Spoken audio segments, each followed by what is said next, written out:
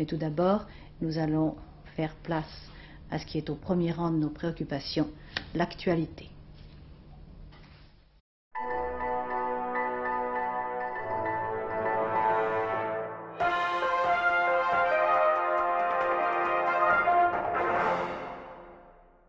Prenons des nouvelles de la belle province. Il semblerait qu'un phénomène nouveau anime la campagne itroise habituellement réputée si paisible. Le très sérieux BNEP, Bureau national d'études des populations, nous rapporte un bouleversement dans le flux quotidien de navetteurs. En cette période de solde saisonnière, une réelle effervescence agit dans le cœur du petit village de Virginal-Sam. Sans que cela s'explique, la population semble converger vers une même destination.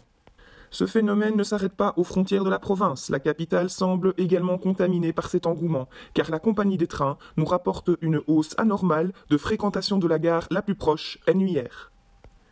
Même les I3, habituellement moins prompts à traverser le fleuve, se pressent sur le pont du canal pour rejoindre en masse la curiosité.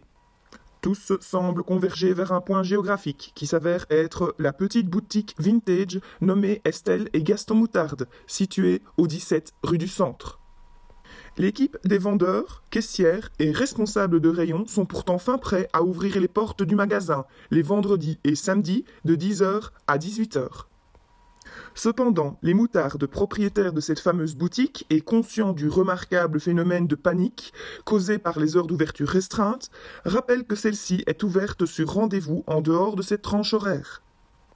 Finalement, et pour éviter un engorgement des voies de circulation, les ordres de police de la région conseillent à la population avoisinante de rester confinée chez eux et de consulter la vitrine virtuelle des moutardes afin de visionner le stock à distance et de réserver leurs achats.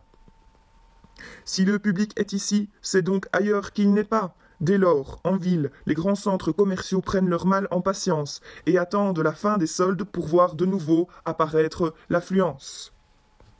En direct de Virginal, Patrick Poivre d'abord pour la télévision nationale.